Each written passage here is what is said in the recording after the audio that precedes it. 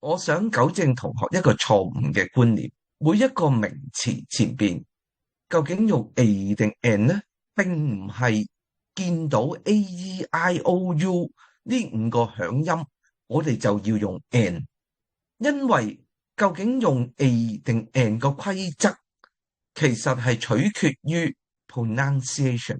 嗰個發音，而唔係嗰個串法，not the spelling。例如一堂歷史課，我哋用 a history lesson；一間酒店，我哋用 a hotel。不過，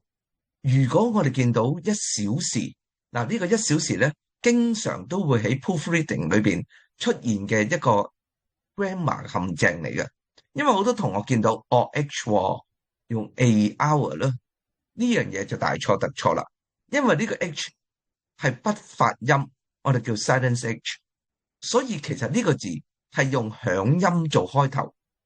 另外仲有幾個常用字我哋要好小心嘅，就包括 honest 呢個 H 係唔發音嘅